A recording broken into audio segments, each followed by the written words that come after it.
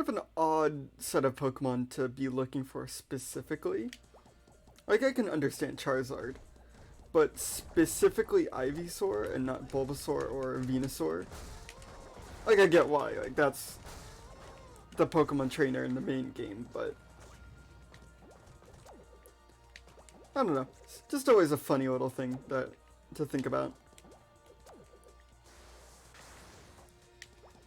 So yeah, we're gonna start with the Pokemon trainer today.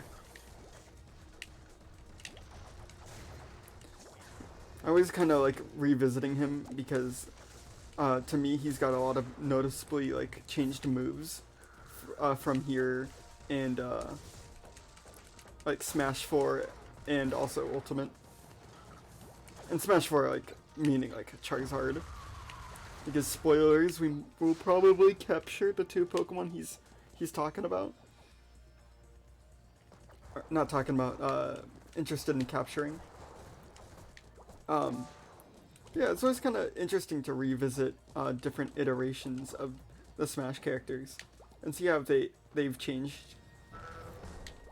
For example, I don't know how many people play Smash 64, but isn't it weird to think about the fact that Smash 64 didn't have chargeable Smash moves and it didn't have a side B? Like, I think the only time I've really played that game is, there's like a video game bar that I've been to.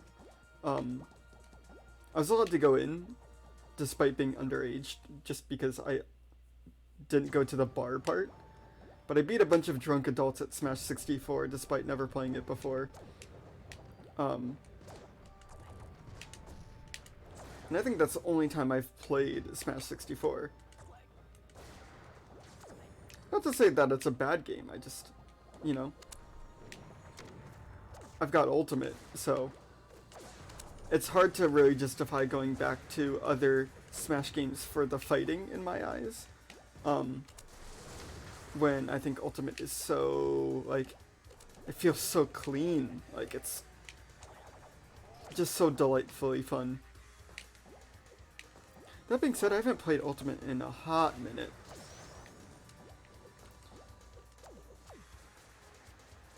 I don't know, I'm kind of like in this weird spot where like I'm very particular who I want to play Smash with.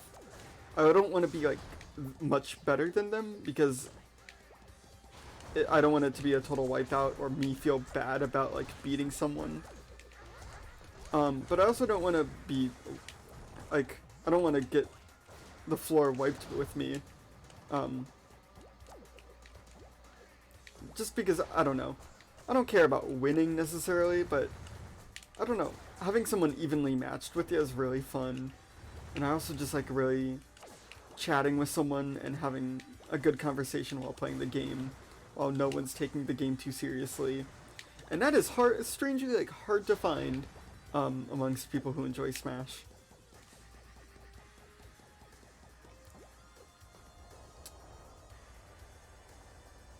And to give credit, whenever I find those people, they are delightful. One of the guests that you will hear from or see in the future is one of those people. I don't know if I'll make special note of it, but I'm sure you can like put it together.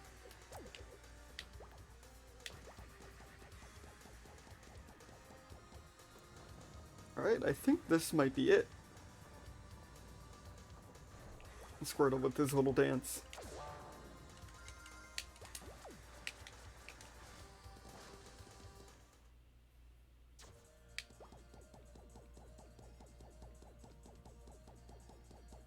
I love that little sound effect.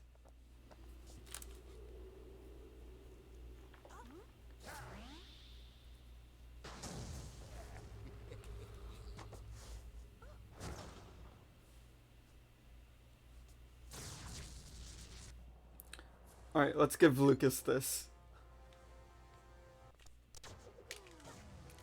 So yeah, another 1v1. A really cool looking stage, which, man, it's a shame that it's not a main, like, a main stage in the default like brawl mode. Like it's a walk-off, so like no one would want to play this competitively, but it's, I don't know, it looks really cool with the ruins in the background.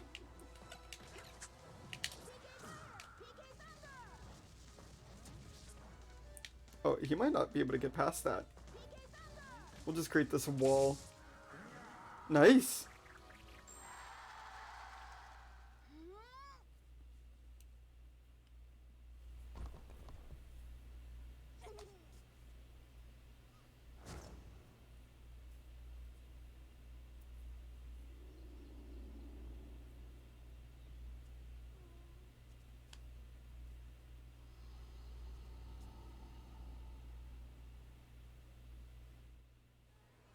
And yeah, we're already done with the stage.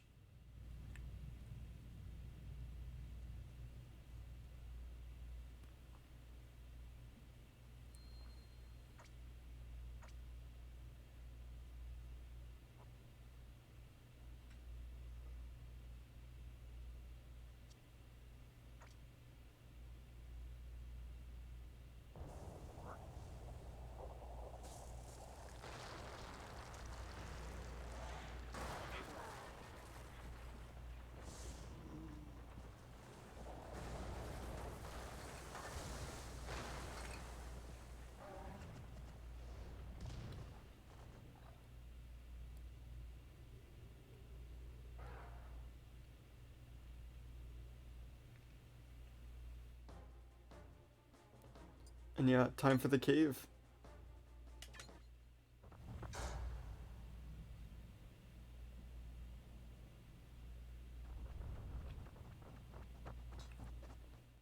Yeah, we're after Bowser this time.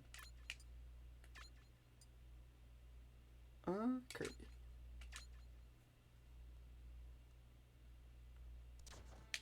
So yeah, fun little thing of note. Dedede in this game is voiced by the creator of the game himself, Sakurai. Just a fun little tidbit. I really like Dedede's like voice. I don't think he gets actual voice lines or like too many vocalizations in the Kirby games themselves. So it's always kind of fun to hear that little interpretation of Dedede. Especially since Sakurai created Kirby. So he gets a little piece of that history.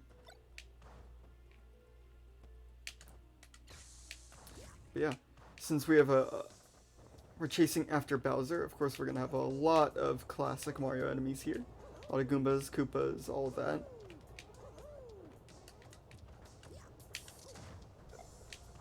Nice. Playing Wii Bowling.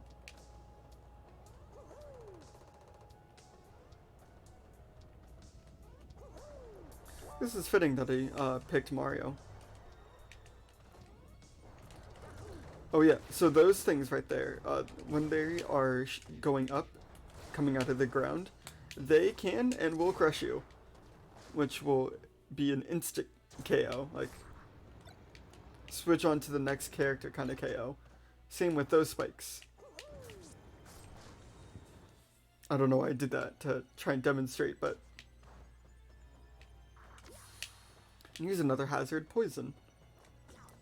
It is very reminiscent of like piranha plant poison, where it doesn't do any knockback, it just kind of does ambient damage.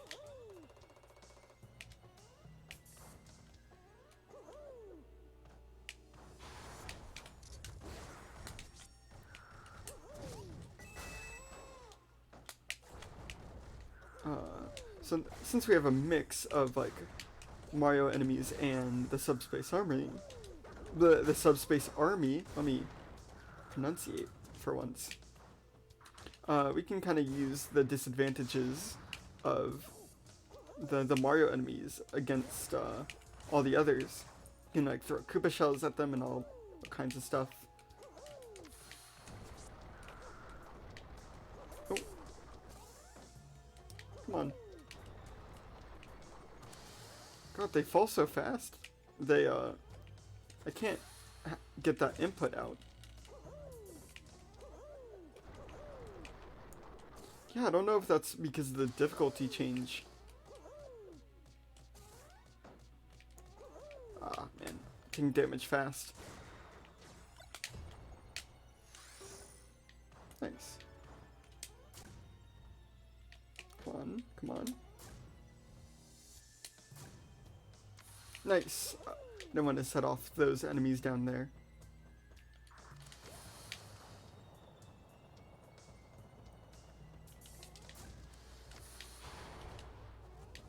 Oh, easy.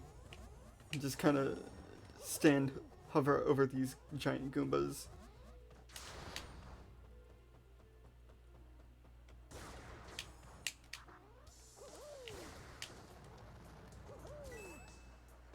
Ooh. There he goes into the pit.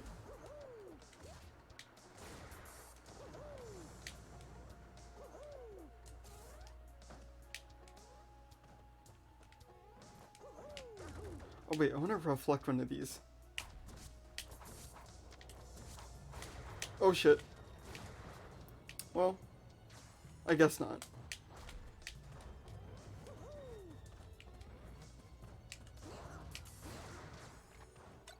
Just in case there's an enemy there. Oh, I didn't get to throw it. So sad.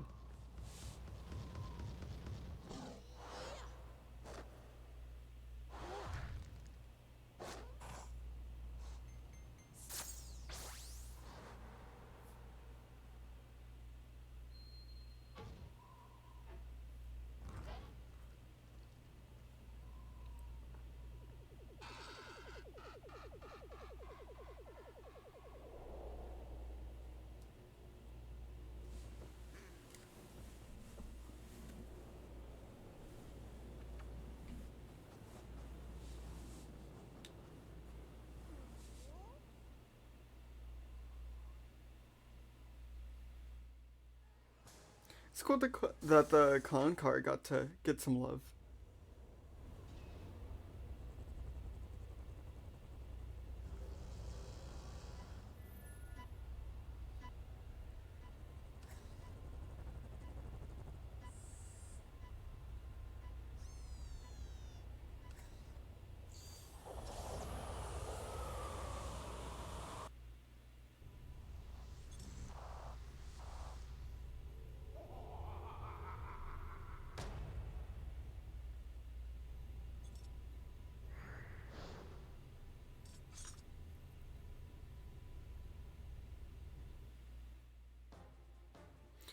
Well, there's that cutscene that I thought was supposed to go on that last time we saw Ganondorf and threw me off, but anyway. I think we are about to head to the ruins. Yeah, I think we have enough time. Real quick, want to make a special little note. A lot of the characters that we've been following, have a very, like, visible path that they've been traveling in, which I think is super cool, and I don't know, it just gives the world a little bit more personality. So like, what's a good example? Well, I guess even just Lucas and the Pokemon trainer going from the Ruin Zoo to the path to the ruins themselves. I just find it cool that a lot of the characters have like a very traceable path throughout the world. I don't know. It's cool to me. Anyway, to the ruins.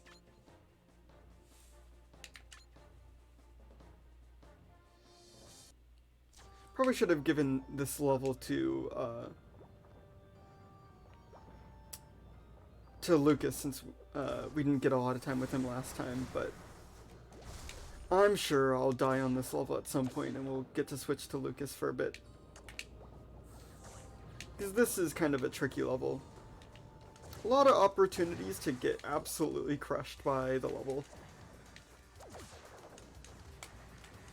And just a shit ton of enemies already.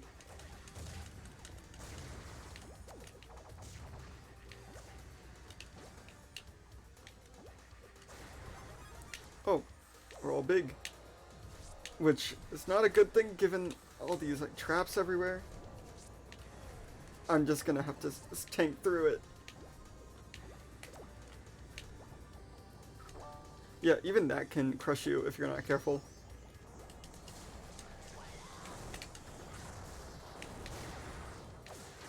Oh, come on. No, give me the tomatoes.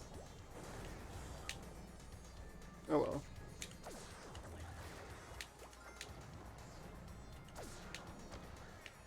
I'm out. So, I don't know if, till this point I've mentioned what stickers do. But those little pieces of paper that we've been collecting, and you can see at the end of... Oh, well shit. There we go. The stickers that we've been seeing at the end of, levels, they are your stickers. There's a specific menu that you may have caught at some point in the like level selector, but you can go to a sticker menu to attach stickers to a character, and essentially they just buff you, and your limit is like how many stickers can you fit on there, because bigger stickers do more, but they also take up more space, and there's a limited amount of space. It's like spirits. It is pretty much like the precursor to spirits, which, you know, allowed the game to get a lot more references to games without without having to model each one as a trophy and all that.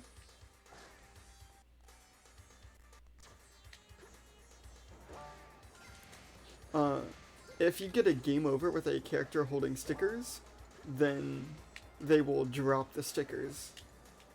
So it's kind of like a risk-reward thing. I don't have any equipped now, but I know later on in the series I do, just to make the game go a little bit faster. Just because some of these levels later on get a little bit longer and a little bit more tedious. No.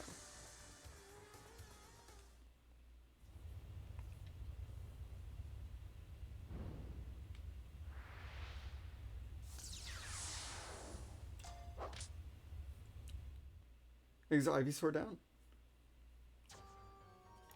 Okay, so as we continue, a few little fun notes that I want to mention about these two characters, Lucas and Pokemon Trainer.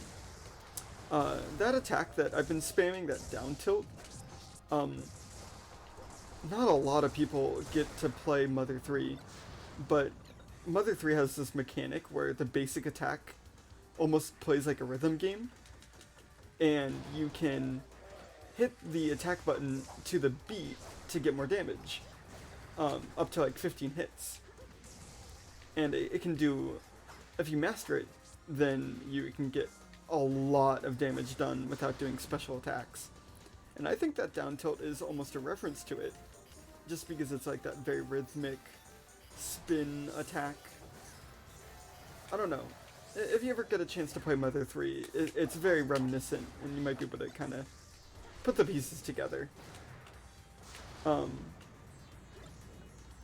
then for Pokemon Trainer, a lot of you, if you started with Ultimate, you might not be familiar with this, but in the main, like, brawl mode where you fight other people, Pokemon Trainer has a weird stamina mechanic, where Pokemon that are out too long start to do less damage, or less knockback, I believe. And thus it encourages you to switch out your Pokemon very often, kind of like in the mainline games. No one liked this mechanic, but I appreciate them wanting to be referential to the series. And on the same vein, each Pokemon has an elemental weakness. So, Squirtle would be weak to the grass type Ivysaur, Ivysaur would be weak to Charizard, and so on. But they're only weak... Sorry for that. My headphones are low on battery and they just started speaking to me. Hello? Am I not able to escape? Oh no, I'm just stupid. Okay. Sorry. I just have no brain cells today.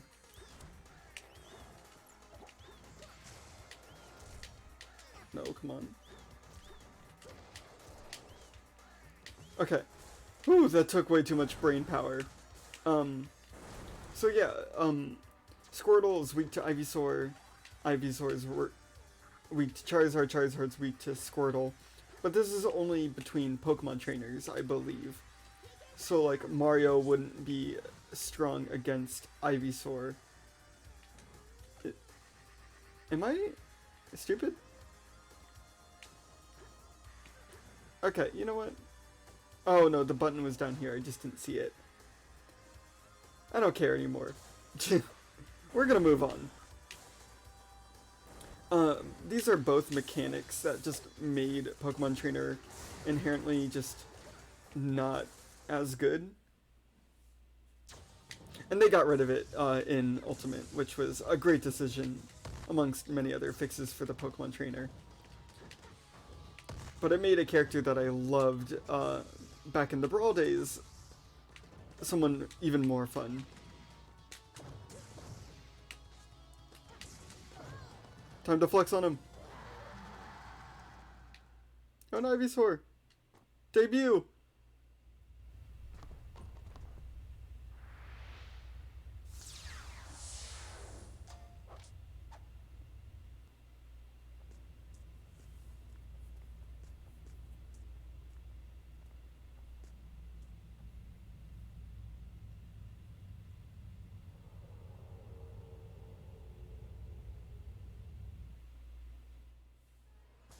And that's another stage down. Let me check. Okay, I think in the original recording I did this level as well. So let's toss it in. Let's do the wilds.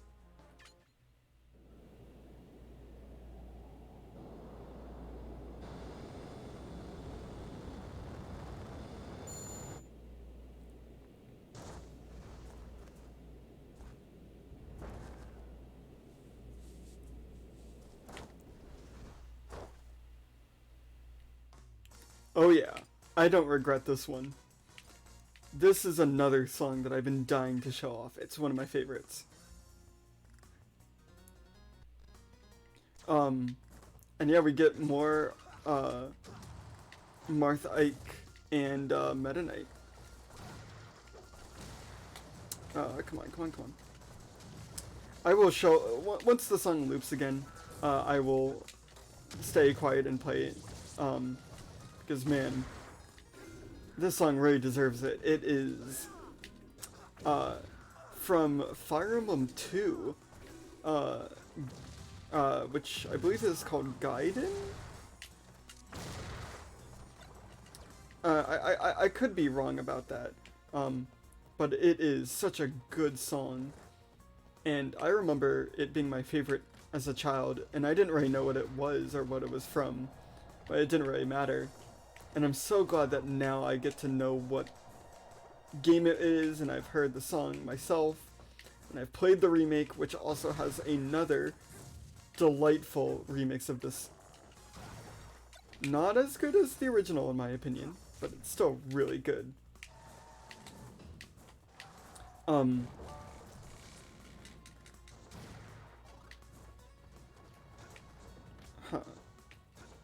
I'm trying to figure out how I'm going to edit this, but I want to note that part that just popped up.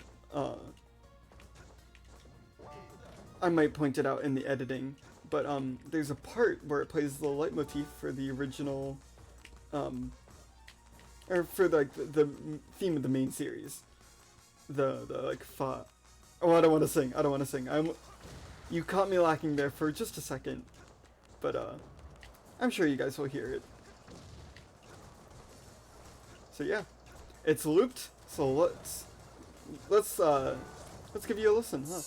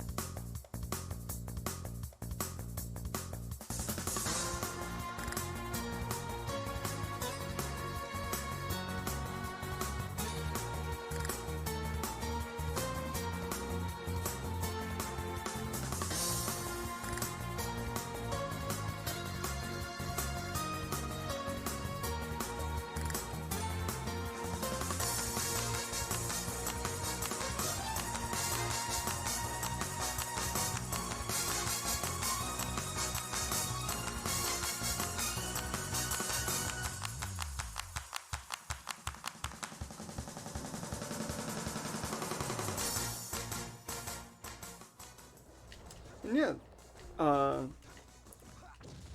I know I'll probably play this song at the end too, just because I love it so much, but I'm glad that I'm giving a chance for you to listen to the full song. This is like this would be another one of those examples I would give for why I think the soundtrack for Brawl is so good in particular. I don't know. It's just such an interesting take for this theme. Like the original song didn't have this kind of instrumentation at all.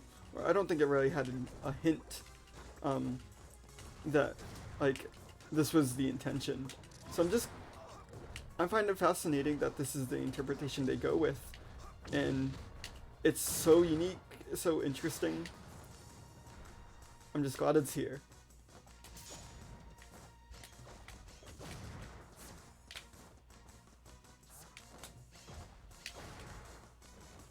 I got my shield broken. Come on.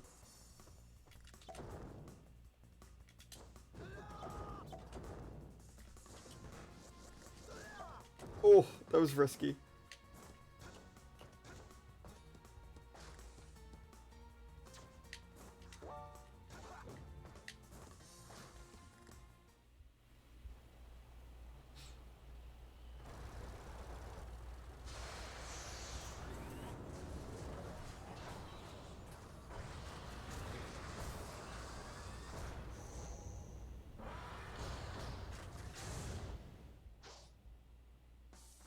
Alright, I love Ike, but let's give everyone else some time to shine too. Oh, I did not think you would hit me. Yeah. Let's get Meta Knight's signature. God, that move's so ridiculous.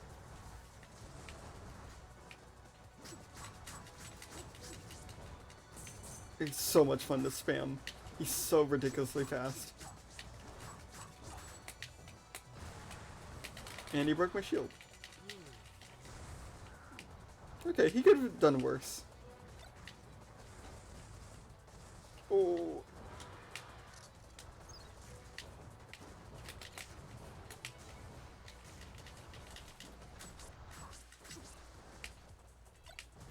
Oh.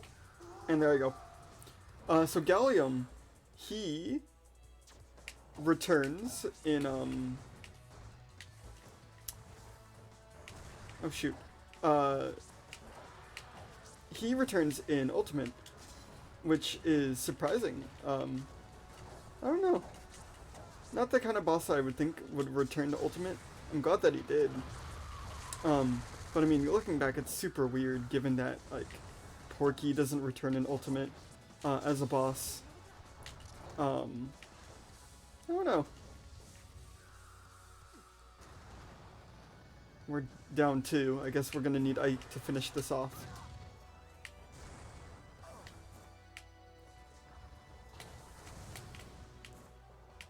If he can, Jesus. Kinda getting my ass beat here.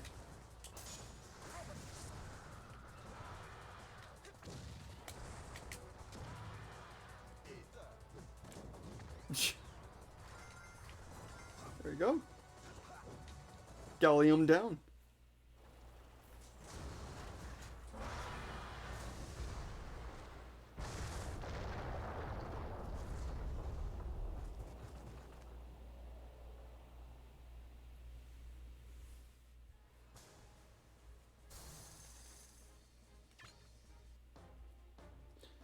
Okay, well I think I actually didn't play this level in the original series, so I think I'm not as synced up anymore.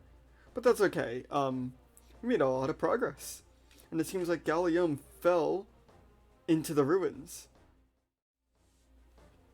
So yeah, thanks for joining me, and we'll see what happens with that next time in the Ruined Hall. Thanks for watching.